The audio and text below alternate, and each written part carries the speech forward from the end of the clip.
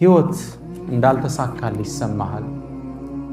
ስራዎች አንዱ ስራ ብትገባው ሌላኛው ብትወጣው እንዳልተሳካ እየተሰማህ ነው። ትዳርስ ብላ ያስከው ነገር ደስታ አጣህበታል።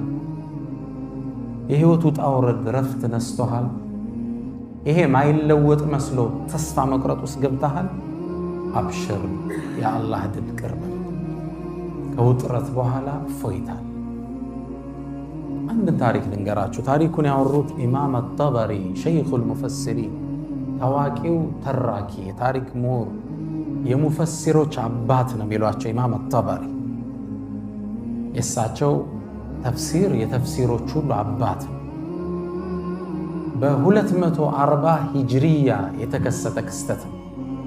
ታሪኩን የዘገቡት ብቻ ሳይሆን አብረው የተሳተፉበት ክስተት ነው። ኢማም አጠበሪ ገና ወጣት እያሉ በሀያት ራሳቸው ያዩት ታሪክን ነው የምነግራችሁ። መጽሐፋቸው ላይ የዘገቡት በዘመነኛ ብዕር አሊ ጠንጣዊ የዘመኑ ዓሊሞች ውስጥ አንዱ ረሒመሁላህ ይህን ታሪክ ቅሰቱል ሒዛም ያሰፈሩት ታሪክ ነው የምተርክላችሁ። ይሄ ታሪክ ሁላችንም ጥሩ እንደሚያስተምረን ተስፋ አደርጋለሁ። ታሪኩንም ሰምታችሁት የምታውቁ አይመስለኝም። ከ1200 ዓመት በፊት የተከሰተ ኢማም አጠበሪ ታሪኩ እንዲጀምሩልናል። ሰውየው የታሪኩ ባለቤታችን ስማቸው አቡ ግያት ይባላል። አቡ ግያት ከመካ ነዋሪያኖች ውስጥ አንዱ ናቸው። ዕድሜያቸው 86 ደርሷል። እርጅና ተጫጭኗቸዋል። ለ50 ዓመት ያህል በችግር ሕይወትን ገፍተዋል። 4 ልጆች፣ 2 ሴት እህቶች፣ ባለቤታቸውና የባለቤታቸው እናት አብረዋቸው ይኖራሉ። 8 ሴት ልጆች፣ እሳቸው 9ኛ። 4 ልጆች፣ 2 እህቶች፣ የሚስት እናትና ሚስት፣ 8 ሴቶች፣ አቡ ግያስ 1 ግለሰብ። ለእነዚህ ሁሉ 8 ሴቶች ተጠሪና ተጠያቂ ማናቸው? ይህ የ86 ዓመት የዕድሜ ባለጸጋ። ረመዳን ነበር ወሩ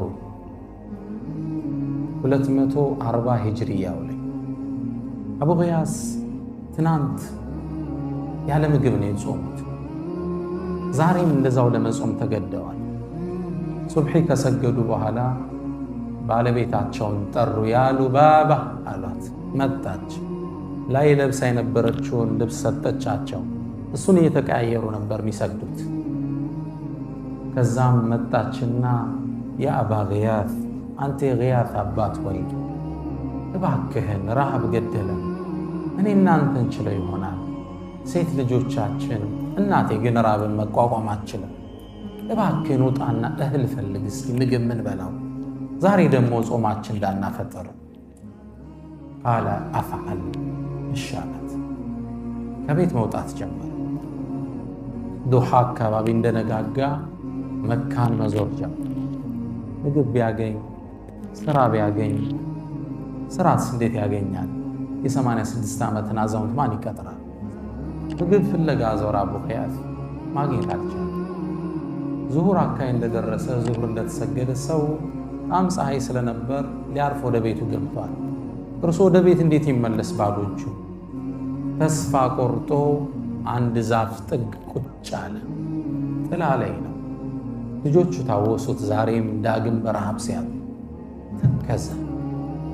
ከዚህ ኑሮ ብሞትስ ምን ነበራል? ኑሮ ነው እንዴ የምኖረው? ይቺ ሕይወት ናችን ምን ልጨምርልኝ? ለልጆቼ ባይሆን ኑሮ መኖርን አልመኝም እያለ ከራሱ ጋር ማውጠንጠን ጀመር። ትንሽ እንደቆየ ከፊት ለፊቱ የሆነ ነገር ገመድ ነገር ተመለከተ። ማንገቻ ነው ምንለው። ምን ይሆን? ቆዳ ነው ከርቀት ሲያይ። እባብ ይሆን? ይህ ደግሞ ነድፎ ቢገለኝስ? ከራሱ ጋር ያወራል። ቢገለኝም ይግደለኝ፣ የኔ ሕይወት ምን ዋጋ አለው? በድፍረት ገመዱን ሳበው። ሲስበው የፖርሳ ማንገቻ ነበር። ጎተተው። ከውስጥ ጥቁር ክብ ነገር ወጣ። ሳበው፣ ወጣለት። ምንድነው እዚህ ውስጥ ያለው? ምግብ ይሆን? ብድግ አድርጎ ሲያወዛውዘው የበርካታ ሳንቲሞች ድምፅ ሿ ሿ ሲል ተሰማ። ምን ይሆን? ቦርሳውን ከፈተው። ነጫጭ የወርቅ ሳንቲሞች ነው። በደስታ ፈነደቀ። ልጆቹ አዳዲስ ልብስ ሲለብሱ ታየ። ጠግበው ሲበሉ ታየ። ከ50 ዓመት በኋላ እፎይታ መጣ ብሎ ፈነደቀ። በዚህ ስሜት ውስጥ እያለ አንድ የሸሪዓ ሕግ ትዝ አለ። ሁክሙ ሉቀጣ፣ እስልምና የወደቀ ዕቃ ላይ ያወጣው ሕግ አለ። እሱን ታውቃላችኋል። መንገድ ላይ ሞባይል ስታገኝ አንስቶ መሄድ አይደለም። በእስልምና ሕግ አለ። ዕቃ ወድቆ ካገኘ ሸሪዓው ምንድን ነው የሚለው? ያን ዕቃ ዓመት የጠፋው እያልክ ማስተዋወቃል። ከባድ ነው። ሙስሊም ያልሆኑ ወገኖች ንብረታቸውን ለመጠበቅ ባንክ ላይ ወስደው ነው የሚቆልፉ። የሙስሊሞች ንብረት ግን ጠባቂ ማን ነው? ሁሉም ሙስሊም። ይህ የእስልምና የሸሪዓ ምጥቀት ነው የሚያሳይ። ያንተ ንብረት እኔ ጠባቂ፣ ማን ነው የጠፋው ብዬ ዓመት መናገር አለብን። ከዓመት በኋላ ሰውየው ካልመጣ ምናልባት ለአንተ ይመለስልሃል። ከዛ አቡ ጊያስ ዙሮ ድንግጣ፣ ይሄ ነገር የሰው ንብረት እኮ ነው፣ መውሰድ አልችልም፣ ሐራም ነው የሚሆንብኝ፣ እንዴት ላደርግ? ዓመት ላስተዋውቅ፣ አንድ ቀን የምንበላው ምግብ የለንም፣ ምን ልናደርግ? ከዓመት በኋላ እኔስ ልሞት ይችል። 85 ዓመቱ ነው። ሚስቴ በረሃብ ጠውልጋለች። ቆዳዋ አጥንቷ ላይ ተጣብቋል። ልጆችም ተንገላተዋል፣ ትዳር አጥተዋል ከድህነት የተነሳ። ዓመት ላስተዋውቅ፣ ምን ነው ባላገኝበት? ዓመት የራበህ መብላት የማትችለው ሚሊዮን ብሮች ምን ይሰራላል? 1000 ድርሃም አለው ይላሉ ኢማም ጠበሪ። 1000 ድርሃም የወርቅ ሳንቲም ሚሊዮንስ ኦፍ ዶላር ማለት ነው እጃቸው ላይ ገባ። 5 የሌላቸው ሰው የማይበሉት ለአንድ ዓመት 1 ቢሊዮን ይዘዋል ብለህ አስብ። ከባድ ነው። በዚህ አጋጣሚ ደግሞ ሰውየውን መጥቶ ሊወስደው ይችላል። አቡ ጊያስ ድምፅ ካልተሰማ ከፋ ነው። በኋላ ይሰማል። እህቶች ይሰማል፣ ይሰማል ኢንሻአላህ። አቡ ጊያስ ምን ያድርግ? ይሄን ወርቅ ተሸክሞት በጥቁር ቦርሳ በጨርቅ የተጠቀለለ ወደ ቤቱ ይዞት መምጣት ጀመረ። ደግሞ ስመጣ ሚስቴ ብታየውስ ምን ላድርግ? እሷ ካየችው ስለምትጓጓ ቢያንስ የሆነ ነገር አንሳለት ነው የምትለኝ። እርቦና እንደምንም እሷን ሳያሳይ ደብቆ ለማስገባት ወስኖ በፎጣው ጠቀላሎ ቤት ተሾልኮ ሲገባ ባለቤት ተጠየችው። የአባ ጊያስ ማጃአ ቢክ፣ ምን አመጣ? ምንስ ይዘህ ነው ከኋላ አለችው። አይ እንዲሁ ነው አለ። ኧረ ምን እንዲሁ ይዘሃል? የሆነ ነገር እየታየ። አይ እንዲሁ ነው። እስኪ ልየው፣ ምን ደግሞ አመጣ? የሚበላ ነው ምንድን ነው? አሳየኝ። መዋሸት አልፈለገም። አላህን ፈሪ ነበር። እቃውን ካስቀመጠ በኋላ ቁጭ አርቆ ያ ሉባባ፣ አንቺ ሉባባ፣ ሳላስበው 1000 ድርሃም አገኘ። አስደንጋጭ ነው ለሷ። በህይወታቸው አይተው ታያቁ እና ግን የሰው ነው። እንዴት የሰው ነው? አላህ ያመጣልህ ሪዝቅ አይደል እንዴ? ሚስት ደግሞ ገባች። ጀሊሉ እግር ላይ ያመጣውና ይሄ የሰው ንብረት እኮ ነው። ይህ ሰው ይባላል እንዴ? እርቦሃል እኮ ልትሞት ነው። እርቦና ልንሞት ነው። ሰው ሲቸግረው ሐራምስ መጠጣት ይፈቀድለቴ? በራህ ላይ እየሄደ ከኸምር ውጭ ሊሞት ብሎ ውሃ አጥቶ ኸምር ውጭ ሌላ ካላገኘ እሱን እስልምና የግድ ይፈቅድለታል። ልትሞት እኮ ነው። ለአንተም ሐላል እኮ ነው ይሄ። እንዴ ትንሽ ዘገና አድርግና ህይወታችንን ለውጠው እንጂ በጭራሽ 50 ዓመት ሙሉ ሆዴ ሐራም ሳላስገባ በ86 ዓመት ሆዴ ላስገባ ነው። ሉባባ ጥያቄው እንዳታነሸዋል አይደለም ማንሳት ለልጆች ለሰው ብትናገሪ እኔና አንቺ አብረን አንኖር። ይሄን አቋሜ ነው ያለት። አቋማቸውን ታቅ ነበር። ደንግጣ እሷም ስብስብ አለች። ታዲያ ምን እናደርግ? ልውጣና እስኪ ሰውየውን ልፈልገው፣ ካገኘሁት ባይሆን ያገኘሁበትን የሆነ ድርሻዬን እወስዳለሁ። እሷም ተስማማች። አቡ ጊያት ሰውየውን ፍለጋ ወደ ካዕባ ወጣ። ኢማም ጠበሪ ወጣት ሆኖ ታሪኩን ይነግሩናል። አንዴ አንድ ሰው መካ ውስጥ ካዕባ ጥግ ቆመ። የኹራሳን ሰው ነው። ቆመና አዩሃናስ፣ እናንተ ሰዎች ሆይ በፖርሳ 1000 ድርሃም ወድቆ ያገኛል እንዴ? እባካችሁን መልሱልኝ፣ አጅራችሁን አላህ ዘንድ ታገኛላችሁ ይላል። ይህን ሲል ሁላችን አዳመጥን። አንድ በዕድሜ የገፉ አዛውንት ወደ እርሱ አቀን። ከዛም አንተ ኹራሳኒ ሆይ አሉት። ማን ነው የመጡት? አሁን አቡ ጊያት ነው የመጡት። ሰውየውን አገኘ። አንተ ኹራሳኒ ሆይ ወርቅ ጠፋ እንዴ? አዎ። 1000 ድርሃም? አዎ። ታዲያ እኛ እኮ የመካ ሰዎች ቀሊሉ ዘርዒ እኮ ወቀሊሉ ዘርዒ አዝርዕታና መርት ታውቀዋለህ። እርሻን ዘራ፣ ደረቅ ነው መሬታችን፣ ዝናብ አናገኝ። ከብቶች ደግሞ አልበን የምንጠጣው የለም። ወቀሊሉ ልመዋሲሚ ደግሞ ሐጅና ዑምራ በዓመት 2 አንዴ ነው የሚመጡልን። በዛ ነው ከሰው የምንጠቀመው። ስለዚህ ምናልባት ያገኘው ሰው ችግረኛ ሊሆን ስለሚችል 1/10ኛውን እሰጣለሁ ብለህ እኮ ብትናገር አምጥቶ ሊሰጥ ይችላል።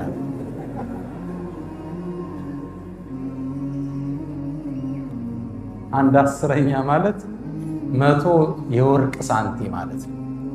ችግሩ እንዳያታለው እንደምትሰጠው ሲያቅ ሊያመጣል ይችላል። ሰውየው ዞር አለና ያ አባ አለች። ያኔ አበቲ ማለት ነው።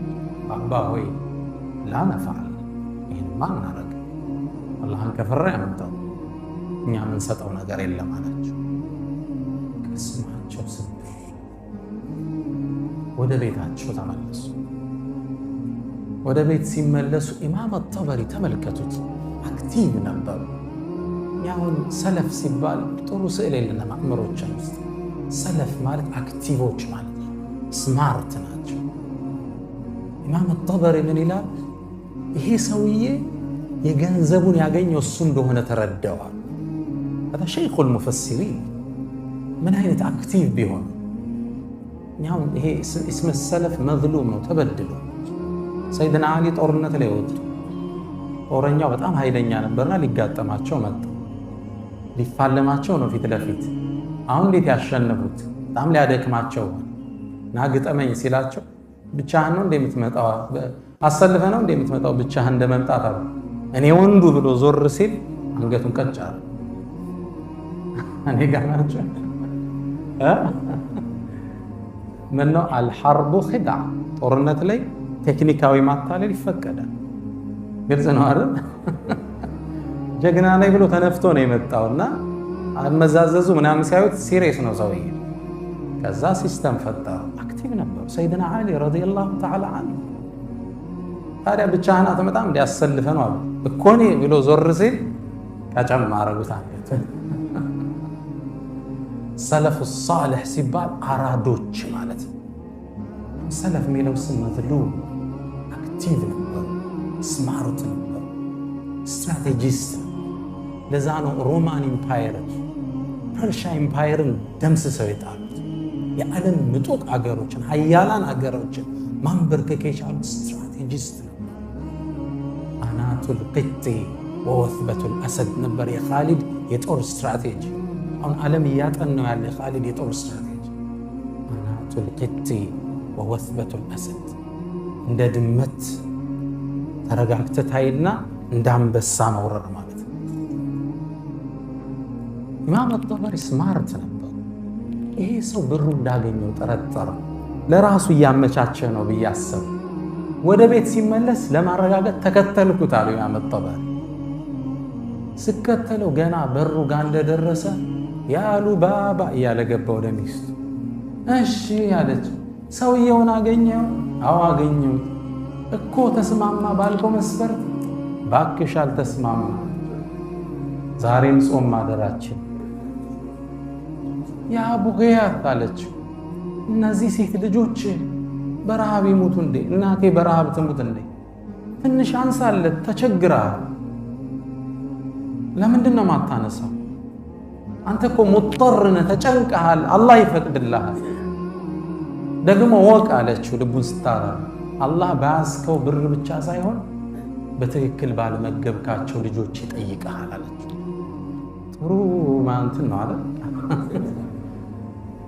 ልክ ይሄን ስትለው ይላል ኢማም ጠበሪ ከርቀቱኛ ያለዋል ትክዛሉና ቡገያት ተስፋ ቆርጠው በነጩ ጺማቸው ላይ እንባስ ይወርዳየዋል። አይበላው የአላህ ቅጣት አይተው ልጆቹ በረሃብ ሊያጡ ከዛም ስሜታቸውን ዋጥ አድርገው ፊታቸው ተቀይሮ ላ ያሉ ባባ ትግስት አድርግ ይሉ ባባ ከጭንቀት በኋላ ፎይታ ይመጣል። አላህ ይተወንም ተይሉ ባባ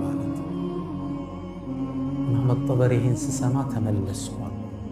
በሁለተኛው ቀን ያ የኹራሳን ግለሰብ አሁንም ቁሞ ይጣራል። ምን ይላል? አዩሃል ሁጃጅ፣ እናንተ ሐጃጆች ሆይ 1000 ወርቅ ሳንት ያገኛል እንዴ? አላህ ምንዳውን ይክፈለው እባካችሁ ስጡኝ ይላል። ከዛም በሁለተኛው ቀን ይህ ሼኽ መጡ ይላል ኢማም ጠበሪ ረዲየላሁ ተዓላ መጡና አንተ ሰው ሆይ ግን አንድ እኮ ነግሬህ አልሰማይ ብለህ ሰው የሚበላው የለው 1000 ወርቅ ሳንቲ ስትል የት አምጥቶ ይሰጣል? ትንሽ እኮ ብታረግለት አላህን ፈርቶ ይሰጠናል። ምንድነው ማረግለት? ባይሆን ቀደም 1/10ኛ ነው አሁን 100ኛ አድርግለታል። 100ኛ ስንት ነው? 10 የወርቅ ሳንቲም አቀድም 100 እሱም ብታረግለት ይሰጣል። قال لا يا بابا እሱም ለምን እንዲህ ጠንከር እንዳለው ኋላ ታሪኩ ይገባቸው። ይሄንማ እኛ እናደርግ አላህ የሚፈራ ከሆነ አጥቶ ይሰጠኝ፣ አላህ የማይፈራ ከሆነ እዛው ሰዓቱን ይቻለው አላቸው። ተስፋ ቆረጡ። ወደ ቤት ተመለሱ። መንገድ ላይ ወደ አድቀው ባገኟቸው ቴምሮች እርሳቸውና ሴት ልጃቸውን ይዘው ጾማቸውን ፈቱ። ከባድ ነው። 1 ቢሊየን እጅ ላይ ተቀምጦ መካ ላይ የወደቀ ቴምር ፈልገ ማፍጠን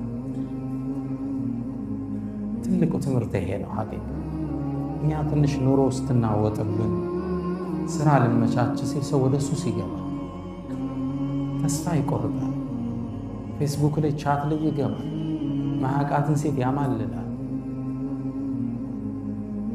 ይሄ ሙስሊም ባህሪ ያለ ችግሮች ሲመጡ ያልፋል፣ ይነጋል። ከሙእሚን ተስማው ቅድም በቀራልን ወንድማችን አያት ላይ አለይሰ ሱብሑ በቀሪብ ነው የሚለው አላህ። ንጋቱ ቅርብ አይደለም፣ እየነጋ ነው። ታሪክ እየተለወጠ ነው። ያችን ቴምር በልተው አፈጠው። በበነጋው 3ኛው ቀን ላይ ይሄ ሰውዬ ቆመናውን ኹራሳኑ ተጣራ። ንብረት ያገኛል እንዴ ስጡይ ብሎ ተጣራ። አሁንም ይላል ኢማም ጠበሪ ነው የሚዘግበው። አሁንም የሼኽ ተነሱ አቡ ገያት መጡና አንተ ሰው ወይ ትናንት ነግሬህ እኮ ነበር 100 አልኩም ቢያል ለራሳቸው የሚደራደሩ ነው ይመስል 10 አልኩ አልተስማማ። ባይሆን 1 የወርቅ ሳንቲ ስጠውና ይመልስልህ ይሆናል። በዚህኛይቱ ፍየሎች ገዝቶ ወተቱን ይጠጣል። በግማሿ ደግሞ ሐጃጆችን ማጠጫ ዕቃ ገዝቶ እሷን እያከራየ እያጠጣ ክራይ ይሰበስባል። 1 የወርቅ ሳንቲ ስጠዋል። ሰውየው እንደሚስማማት ጠብቃላችሁ አይደል? ቃለ ላ ያ ባባ ይሄማ ያው አላህን ከፈራ ያምጣል ካልሆነ አላህ ይተሳሰብ። አቡ ገያስ ተስፋ ቆረጡ። ናበል ወደ ቤት እንሄዳለን። ምንድን ነው አሉ። እስኪ ናየ አንተ ሳንቲ ከሆነ አለ እንደዚህ አዎን አየ። አቡ ገያስ ይህን ኹራሳን እየመራ ወደ ቤት አቀና። ሲያቀና ኢማም ጠበሪ ምን ይላል? የታሪኩን ፍጻሜ ማየት አለብኝ ብዬ ተከተልኳቸው። በሩ ሲገቡ ግቢው አብሬ ገባ። ልክ ወደ እንትን ጠጋ ሲሉ አብሬያቸው ጠጋለሁ። ከዛ ልገባ ስል ማን አለኝ አቡ ገያስ።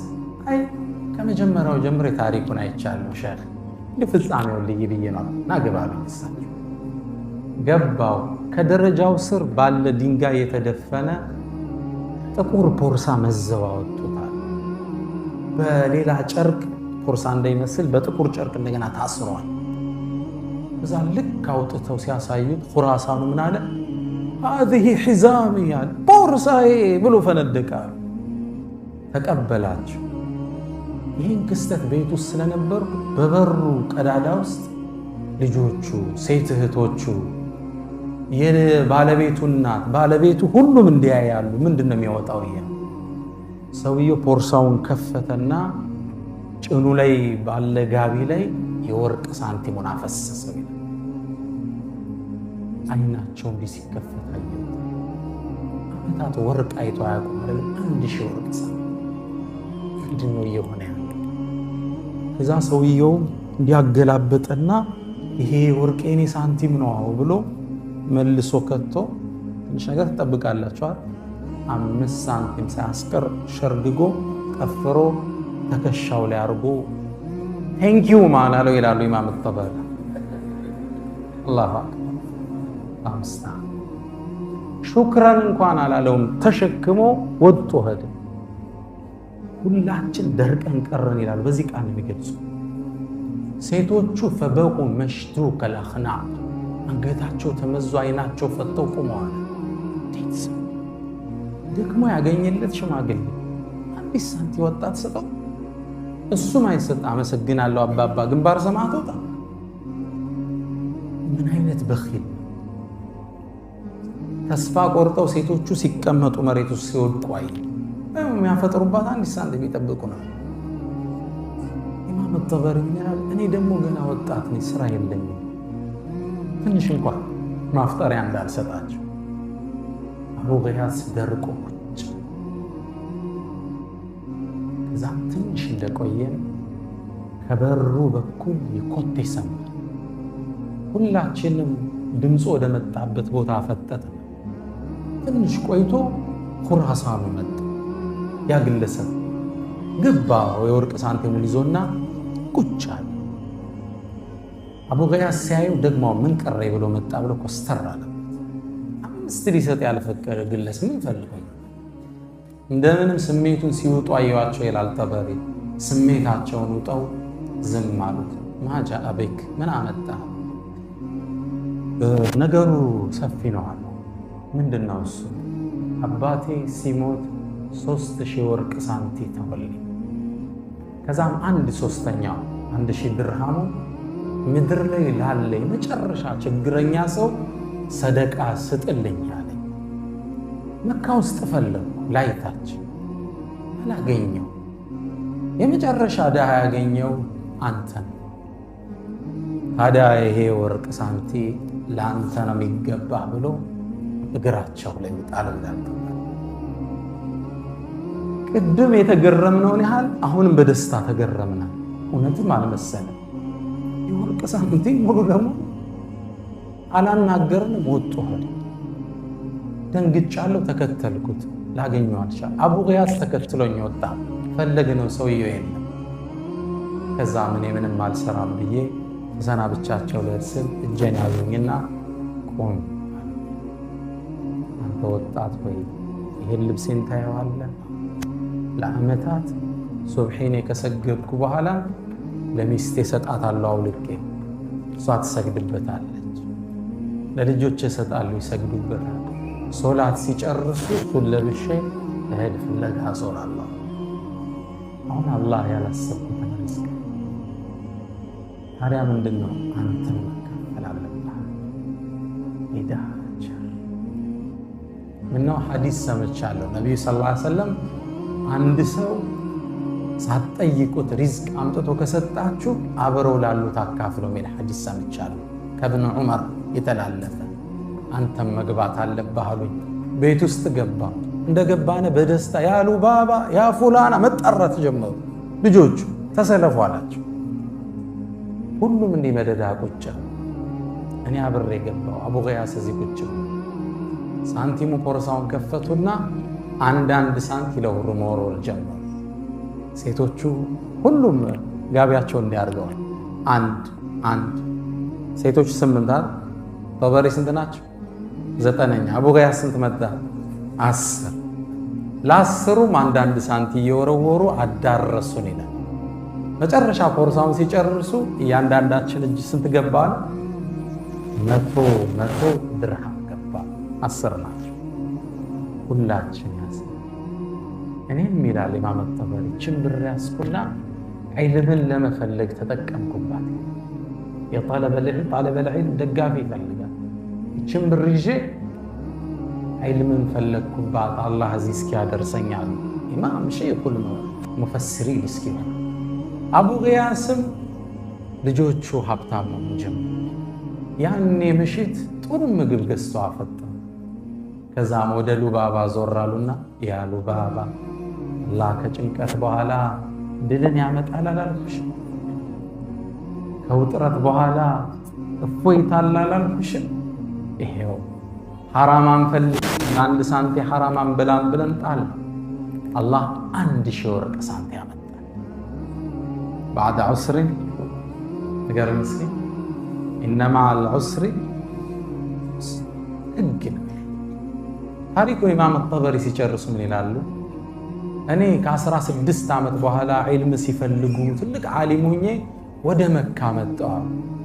የአቡ ገያስን ቤተሰብ ለመዘየር መጣሁ። ወዳጅ ቤተሰብ ሆነናል አሉ። ከዛ በኋላ ብዙ ብር ነው የሰጡት፣ ሚሊየንስ ኦፍ ዶላር ማለት ነው። መጣሁና ስለ አቡ ገያስ ስጠይቅ አቡ ገያስ በተለየውት በወራት ውስጥ እንደሞተ ሰማሁ።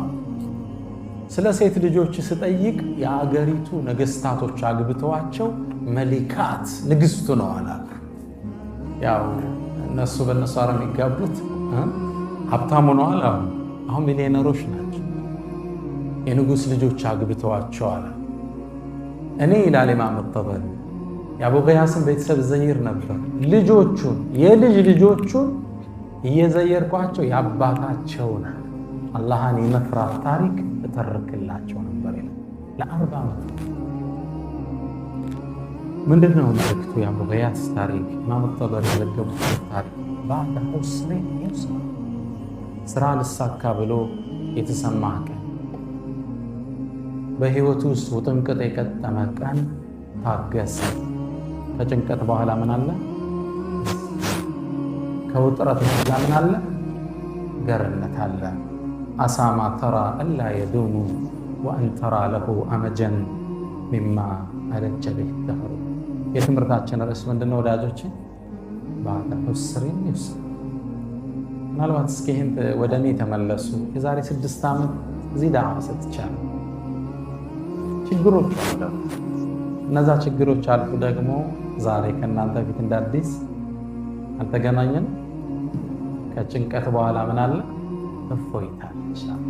እፎይታዎች እየቀጠሉ ይሄዳሉ። አትጠራጠሩ። ህይወታችሁ ላይ ያሉ ጥረቶች ይረግባሉ። አላህ አላረዝምባችሁም። የ9 ሰዓት እስከ 11 ከሩብ ነው። በሌላ ፕሮግራሞች እንገናኛለን። በሰማነው እንጠቀም ያደርገን። ደሰስ ስናደርጋቸው ስምህ ጠፍቶ ከሆነ ይታደሳል። ስራ አጠ ከሆነ ስራ ይገኛል። የእምነት ነፃነት አጠ ከሆነ ነፃነቱ ይመጣል። ልጅ መውለድ አልችል ብለህ ከሆነ በአላህ ፍቃድ ትወልዳለህ።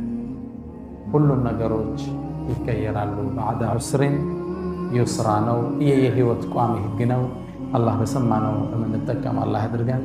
ወሰለላሁ ወሰለም ወባረክ አላ ነቢይና ሙሐመድ። ሰላም አለይኩም ወረሕመቱላሂ